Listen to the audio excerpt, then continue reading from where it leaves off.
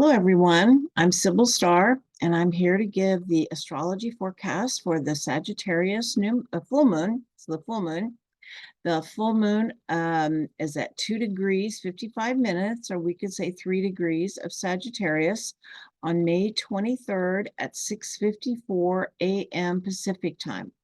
Now, we know we had, the new moon, um, and at that new moon, it was at 18 degrees it was on, what was it, May 8th, 18 degrees of Taurus. And at the new moon is when we set our intention. The full moon is the illumination or culmination of the intention that was set at the new moon. So first we must start with well, let's first look at the chart. That's what we want to look at first. Yeah, okay. All right, so here we go. Here is the chart.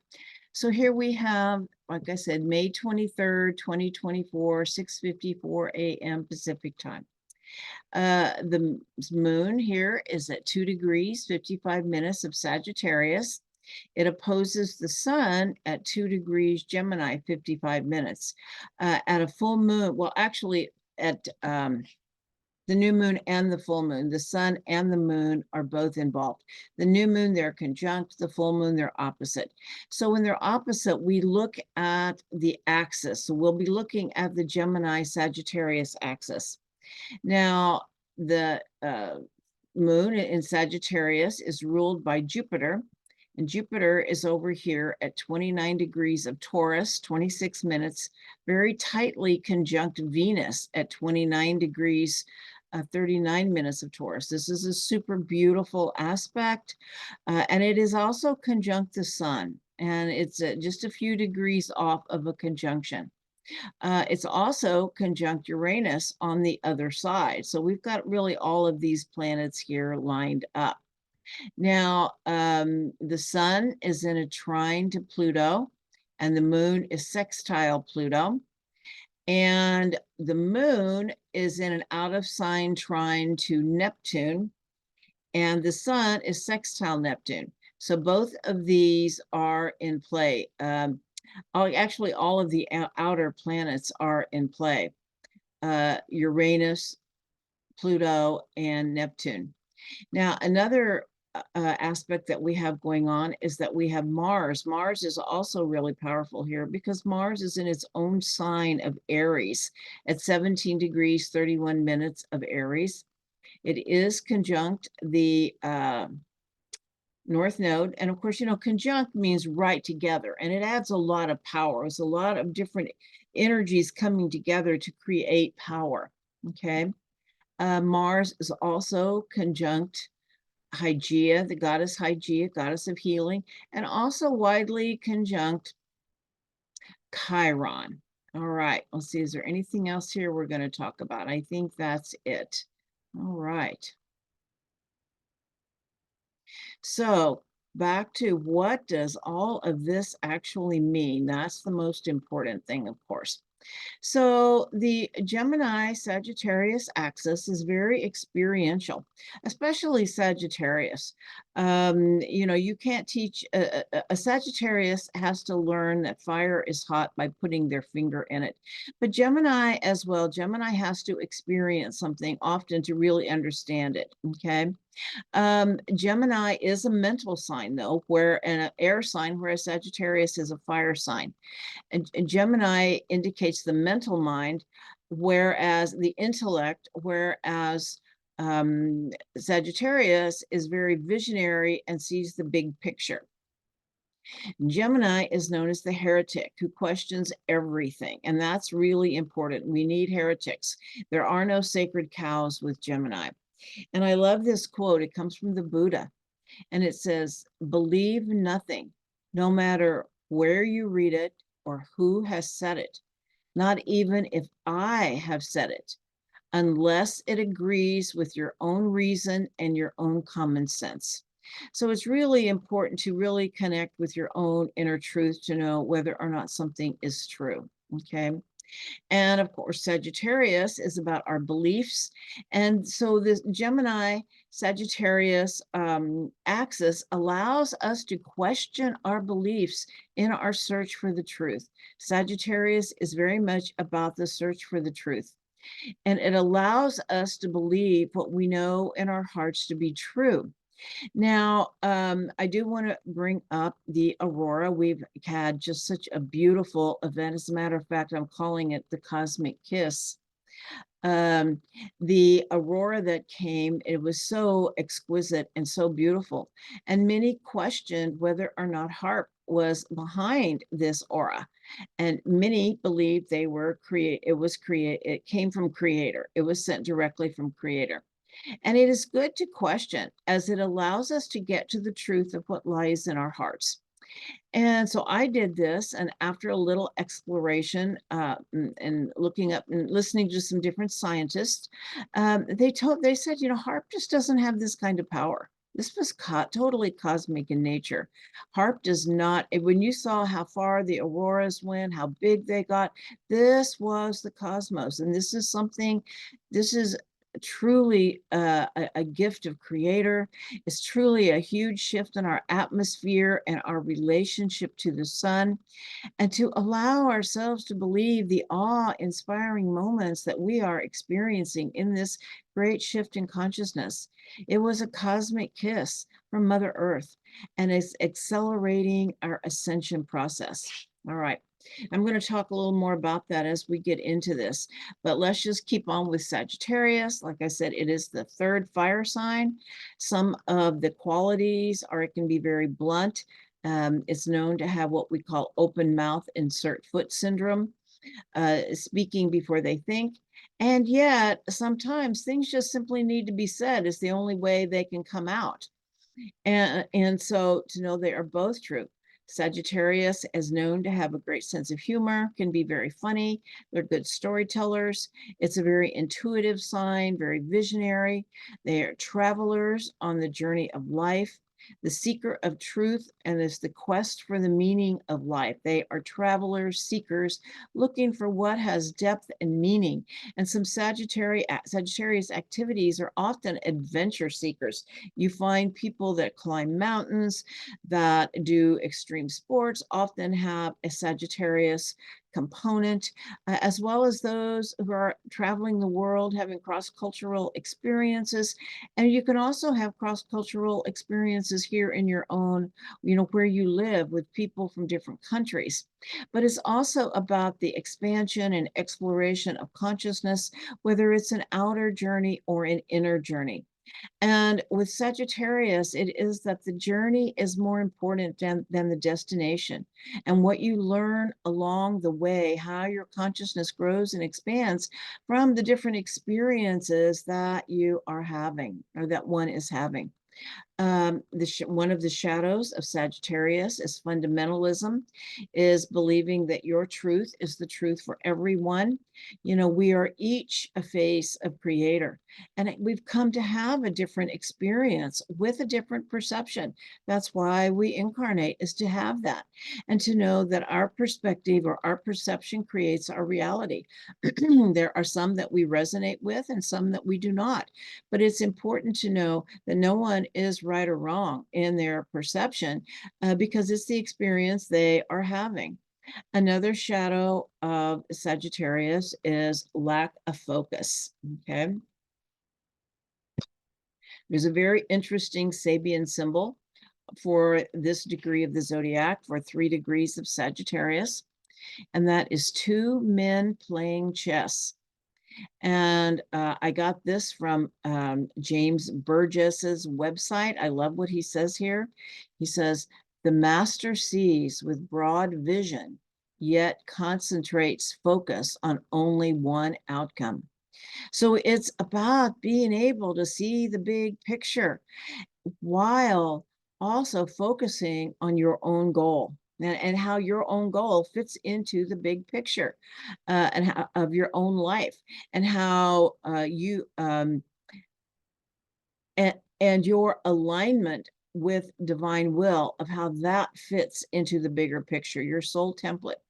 And it's also important to remember that where we focus our energy is what creates our reality, where we put our focus. So I feel like it's saying two things: to see that, when someone is playing chess, they see the bigger picture, but then what is the next move for them within that bigger picture? Okay. All right. Now we have this beautiful Jupiter Venus conjunction at 29 degrees of Taurus. Um, And of course, Jupiter is what is, they're called the two benefics. Jupiter is the greater benefic, Venus is the lesser benefic, meaning they bring blessings and gifts. Um, and I found this beautiful quote about Jupiter, and it's from Alan Leo. Um, Okay, in Alan Leo, in his book, The Art of Synthesis, gave a sort of moniker to each of the planets, and Jupiter was called the uplifter. He suggested that Jupiter is related to the magnetic aura surrounding every living creature, and thus the earth signs relate to the physical or health aura. The psychic aura belongs to the water signs, the mental aura to the fire signs, and the aura of the higher self to the air signs.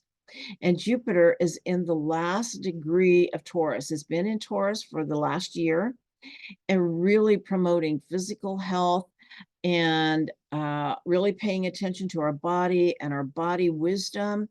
And Jupiter is going to be moving into Gemini on May 25th. So the aura of the higher self will now be activated. Jupiter is known to be the guardian angel of the zodiac, brings blessings and opportunities. And of course, Venus is goddess of love and beauty. And when they come together, this is another indication of the kiss of the cosmos, of the kiss of love and beauty, the embrace of the cosmos, the unconditional love of the universe pouring in, coming in with this beautiful light show that we just experienced as part of this new moon cycle. And of course, the Sagittarius brings in the need to understand, what does all of this mean? Not just the predictive quality of astrology of what's going to happen, but when it helps us understand what it means, because we do live in a speaking universe. Okay, and it's our job to um, spend time attempting to understand what it is saying. All right. Now, of course, with Jupiter and Venus together there in Taurus, Taurus is so much about beauty, creativity, and Venus is very much about creativity. And so it's really telling us that the field is ripe and fertile for the creative process. And what do you want to create in your life? Know that it is absolutely possible. And that we are channels for the divine creative process, as we are the physical manifestation of Creator, and to let these powerful cosmic energies flow through you and activate the creative process within you, the Divine Creatrix, that we as individuals have the power to create our world and to heal it with love. That's what this energy is all about. Okay. This is also about abundance and prosperity, knowing that they are our birthright. I read this great quote, and it said that we do not create abundance, we create limitation. So this kind of an aspect is to remind us of that our birthright is abundance. And it is actually our mind that actually creates the limitations. And that's what we are releasing. This is also, to me, about the magic of Mother Earth, and that there are magical beings all around us, and that they are also kissing Mother Earth and kissing us. All right. Taurus is the calm in the storm. Once again, the tree whose roots go deep down while the storm swirls around. Taurus asks us to have inner serenity, inner peace and calm, and to stay centered within yourself. Hug a tree, all right? And of course, uh, the Venus, Jupiter, as well as the Sun, are in alignment with the Pleiades right now. We're traveling through the area of the sky where we are in alignment and receiving their blessings. And the Pleiadians, it is said that we share that we share DNA with the Pleiadians, that our DNA is the closest to them of any other star nation, because they have spent so much time here on Mother Earth and interacted with much of humanity, and especially the indigenous people. Many indigenous people say that the Pleiadians are their star nation relatives, their star nation ancestors. And the Pleiadians also have a very special connection to Mother Earth, as they have planets in their solar system that are very similar to Mother Earth. The Pleiadians are known to be very empathetic and sensitive healers, also very creative, creating new forms of dance, art, music, sound. They're sound healers. I read somewhere that some of the Pleiadians feel like they're coming here to help align Mother Earth's rhythm back to the rhythm of the cosmos, because we've kind of stepped out of it. The Pleiades is also home to some of the angelic realm, as well as the more humanoid and other species. Okay. Now, when at the Jupiter-Uranus conjunction on April 23rd, there was I just got the download. I don't know if anyone else got it, but that the Stargate was opened at that time. And Bashar says that it will be the Pleiadians that make first contact on a large scale.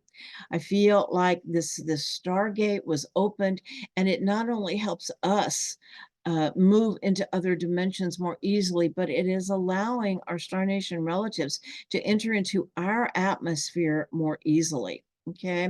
And after this solar aurora upgrade in Mother Earth's atmosphere, it may be easier for our star nation relatives to make contact with humanity, to come through this new Stargate that has been opened. Okay. Now, the Sabian symbol for 29 degrees of Taurus is really beautiful. It is a peacock parading on an ancient lawn. And we know how beautiful peacocks are. When they open their tail feathers, they are absolutely exquisitely beautiful. And there is the beauty way. There is beauty as a path to God, especially with all the beauty that has been coming in the different colors. Peacocks are also about fertility and abundance, renewal and resurrection, divine energy, and spiritual enlightenment. I feel like all of this is in the field right now. Now, as I said, Uranus is also conjunct this Jupiter-Venus conjunction. And Uranus has been passing over the sun, was passing over the sun in alignment with the sun, put it that way. The sun was passing over Uranus. It was a Sun-Uranus conjunction when these solar flares were happening and this aurora was coming in. And of course, one of the things it brings is I feel like it is so much about the higher frequency dimensions coming in, and it is causing earthquakes and volcanoes, technological outages, and an accelerated breakdown of the old paradigm, as more of these higher frequency energies are pouring into our atmosphere. Things that is not in alignment and resonating with this new energy coming in is breaking down. It is illuminating and shattering the illusion of our 3D reality here. Now, as I said, I did some exploration and listened to some different scientists and some things that they are talking about.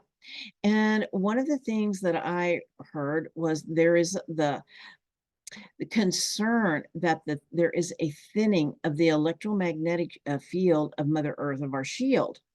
And because we have had apparently in the past much larger flares with the aurora being visible so far south. Well, let me reframe that. We have had this is not a new occurrence with the auroras. It has happened before. It's very rare, but it has happened before. But at the time that it happened, the flares were much larger, and the CMEs, the coronal flares, and and this time the flares were not as large, but it seems to be penetrating our field. And so the scientists are concerned about how this is going to impact Mother Earth, and that there could be a pole shift and seriously impact life here. And it is, of course, impacting the 3D version of life, but this is bringing in higher frequency and fifth dimensional energies are coming in. And it's important to remember this was not HARP. HARP does not have this kind of power. This was the sun, and the sun is our star, our body of consciousness, and it's really, you know, what's the word I'm looking for? Throwing out these flares into our atmosphere to help us awaken. Okay, to help us awaken. All right. Now, the spiritual impact, of course, is that our solar system, not only are we having these solar flares, we are moving through the photon belt. And so there's a tremendous amount of higher frequency energies entering our field. And it is important to remember that we are in a 26,000 year cycle of 11,000 years of forgetting, 2,000 years of remembering. And the last time this happened would have been in the age of Egypt. But 26,000 years ago, we would have been in the age of Aquarius. And these are the times of the 2,000 years of remembering. And that is why we are getting so much help from the cosmos to help us remember. It is part of our ascension process. The process is accelerating. So we must accelerate our process to align with the shifting energies of Mother Earth, because Mother Earth herself is ascending. These cosmic rays were not just for us, they were also for Mother Earth. Okay. And I want to talk a little bit about the rays of creation, because they are color rays that are like a prism of light that comes from Creator, that has different attributes for each color. The color rays are that which are as a way which the source expresses itself. And each one of us are attuned to a different ray of creation through the vibration of color. Well, there are 7 rays, but there's actually some say it goes up to 12 rays. And as these auroras had so many different colors, it was such a beautiful light show of all of the different colors of the cosmos coming in. And that's what I feel like these are. It's about the rays of creation to help us create a new earth as we are in this extreme creative process right now. It was a cosmic kiss of the universe for our ascension process. And I feel like it is a way of the cosmos saying that we are ready for this ascension process. And the rays of creation are a teaching of the ascended masters. And it is a very ancient body of teachings and a very esoteric study, a mystery school within itself. And I feel like the door is opening for these as well. They've been around, but I feel like they're more accessible, is a way to say it, more accessible, making a little more sense. And I would call these not only a cosmic kiss, but the ascension flame of purification. And that would be the violet flame. Violet was a very strong color in many of the images. And the violet flame is about transmuting negativity into love. And so that is another aspect of the rays of creation that I feel are so active right now. And what is the impact on the body and consciousness, on our bodies and consciousness? Solar events are extraordinary times that can break us out of our comfort zones and will aggressively point out the weak spots in our physical and emotional bodies and activate our triggers. So if you're having symptoms such as fatigue, nausea, dizziness, irritability, difficulty sleeping, or any other symptoms, a piece of this is the integration of the new energies. But it may also be pointing out places that need some attention, whether it's in your body or whether it's in your emotional body, such as limiting beliefs, and where we may hold fear. It's like triggering them to come into our conscious awareness so that we can confront them head on. Okay. But it is also just simply about the integration, and know that as the solar flares die down, which they will because they go in cycles, um, you might start feeling better, because it is an integration process, and there is a transmutation process, or what would be the best word for that is, yeah, to transformer, not so much transmutation as transform. We often need a transformer, and as it is going through our bodies, and I really feel like Pluto is a huge transformer. Well, Pluto is about transformation, and it transforms us through forgiveness. Anyway, it's about upgrading our physical bodies and activating our light bodies, the new human template. But we must anchor this energy in our bodies and in Mother Earth. And that's part of the integration process, is that anchoring in, so that we actually can really meet the world from our hearts and from a place of purity. And this is also a purification process. Okay. And it is about awakening us to our own true divine nature, and that we are the embodiment of Creator, of divine love. And the more that we live in our own true divine nature, the more our reality will change. And some of the ways of anchoring this is it's really important to take care of your body, to stay hydrated, to take electrolytes and trace minerals. They really help anchor and hold this new frequency in our energetic body. And of course, be out in nature as much as possible. Hug some trees, put your feet on the ground, ground this energy to align ourselves with Mother Earth, to know that we are the conduit or the channel of these cosmic energies. And the trees are as well. And they can actually hold a lot more than we can, as their roots go deep down into the ground. So it's so important to be near trees during this time, as to utilize them to ground the energy that is coming in, to ground and anchor it. So, of course, listen to your body. It will tell you what you need. And there is something called earthing, which connects us to the Earth's natural electric current, which reduces the impact of aging. And there are many products called, I have uh, an earthing mouse pad, and I had a real serious trouble with carpal tunnel syndrome. And then I got this earthing pad. It said it would help it, and it really did. It's completely resolved. I no longer have carpal tunnel syndrome. Okay. Anyway, we are also in a field of miracles and infinite possibilities. And to know where your focus, your energy is the area of life impacted. And it may come as a complete surprise.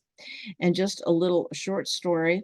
I was flying home from visiting my son on the East Coast, coming to California last week, and there was apparently a series of really bad tornadoes, which delayed all of my flights. So it was an all day long flight, and I did not know, through all of the delays that I had, if once I got to San Francisco, I was going to be able to catch the shuttle back home, because I live an hour away. And the last shuttle was at 12:30 a.m. And my flight was not going to land until midnight. And I did not know if I was going to be able to get off the plane, get my luggage, and make it to the shuttle. And I prayed for a miracle. And because I did not want to spend the night in the San Francisco airport. And I got a miracle. The plane landed 10 minutes early and I made the shuttle. So anyway, just know that is to put that prayer out there. Miracles are really in the field, but we just can't be attached to how they're going to work out. Okay. All right. And of course, gratitude. Jupiter is so much about the attitude of gratitude and how that changes our consciousness. Say thank you for all of your blessings in your life. Thank you. Give me more. Okay. Now, as I talked about too, the sun, Jupiter, and Venus are sextile Neptune, and the moon is trine Neptune. So this definitely brings in our intuition, the realms of invisible being very active. Neptune is so much about the fact that we are never alone, that we can always ask for help, and our prayers are always heard, and our prayers are always answered. The key to understanding them is that they may not always the answer may not look like we think it should, but it is there to help us. And also our dreams, it's very much about our dreams. Um, and I had a really super powerful dream that was about the shattering of the illusion of the reality that we are in. I was sitting at like a bar, not where they were serving alcohol, just a bar with a stool, and there was a mirror, and as the huge mirror. And as I was sitting there, this jaguar just bounded up and burst through that mirror and shattered it and went into another reality. And I feel like its message was that we are in the process, we are shattering the reality, the 3D reality, as part of what is happening. And it's a little scary, of course, because the 3D reality is what we're used to living. We're walking in two worlds now. Pretty much most of us are. We're walking in two worlds, but more and more, the fifth dimensional reality is coming into play. All right. And of course, Neptune is about unity consciousness. The sun, Venus, and Jupiter are trine Pluto, and the moon is sextile Pluto. And I feel like that's part of the shattering of the reality, is that it's about releasing limiting beliefs. And I should go back to the Neptune piece because I love this quote. I've been sharing it. I'm going to share it again. And that is that Saturn is the illusion that there is one reality. Neptune is the reality there are many. And so that's really the shattering of the reality, and recognizing that each of us are living our own reality in many ways. But anyway, I feel like this is about releasing limiting beliefs, the Pluto piece, trusting the process. And Pluto in Aquarius is, as we change our own beliefs, we change the collective consciousness. Okay. And Pluto continues to be conjunct the star Altair in Aquila the eagle. And the message from the eagle is so much about flying through the storm to rise above it. And as we raise our vibration, raising our vibration is what will help us get through that storm and fly above it and not be involved in the drama. Okay. All right. Now, Mars at 17 degrees Aries is conjunct Hygeia and Chiron.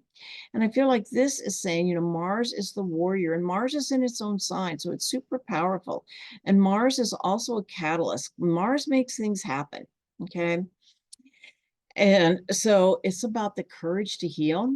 So watch as our triggers come up. Mars has to do with resolving conflict. It has to do with bringing up conflict and anger, but then having the courage to look at that, knowing that our own triggers are activated, and whatever you are feeling is yours to heal. If anger arises, it's so important to realize it's not about someone making you angry. It is that something touched a wounded, traumatized place in you that is wanting to come into your conscious awareness. So, the solar flares are doing this as well. And so as we own our stuff, it gives us back our power, as we can make a different choice, okay? And how to respond, a different choice in how to respond. It pushes our edges to help release the dross. It is about harmony through conflict and the fires of purification. The ascension flame within us grows strong through the burning of the old toxic emotions, thoughts, and situations. The flame of ascension is the fire of purification. Okay.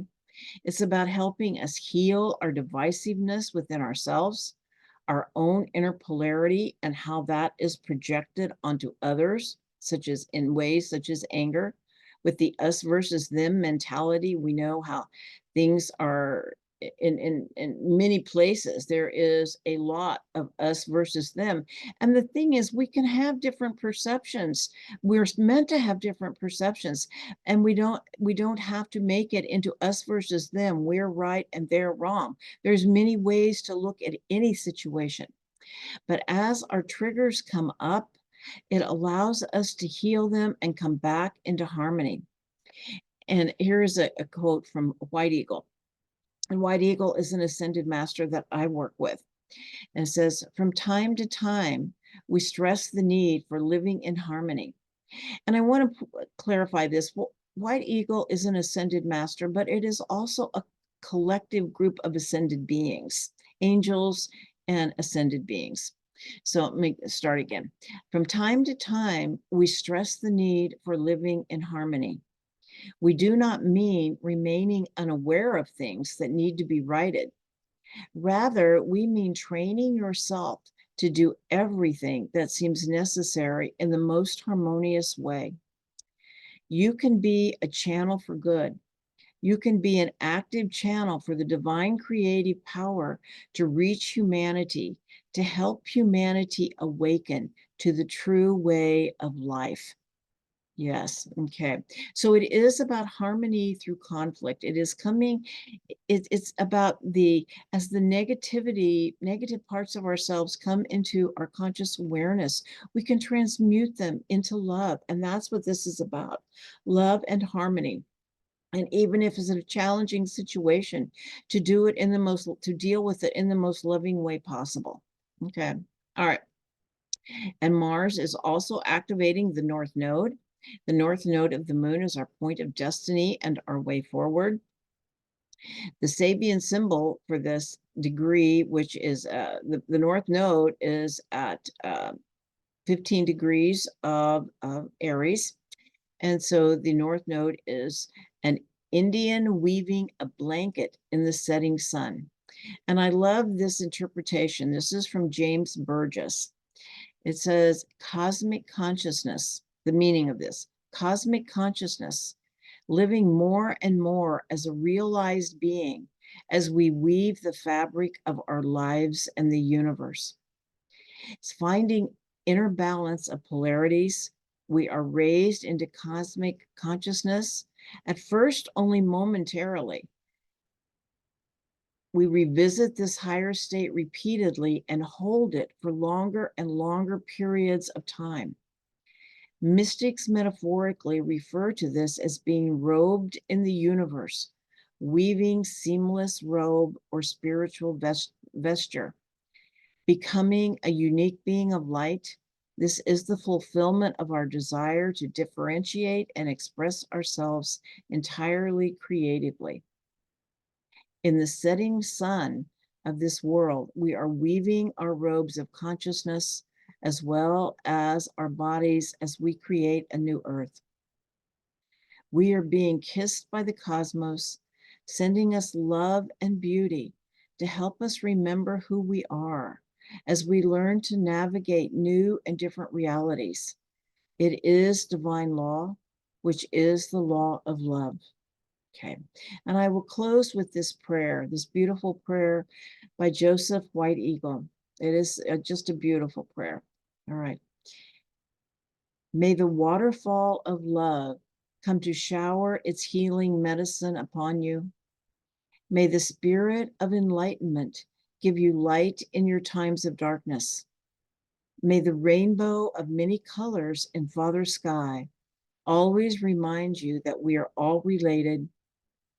May the divine stars that shine so brilliantly in the night show you the great beauty your spirit has within your body. May Mother Earth always hold you in a tight, loving embrace like a mother to her child. And may all the beautiful sunrises and sunsets you experience give you serenity, harmony, and calming peace. This is my prayer for you all. And I wish you all many blessings in the coming weeks. Namaste. And if you like this video, please check like and subscribe. And if you are interested in a reading, my information is in the description box below. Right. Many blessings to all.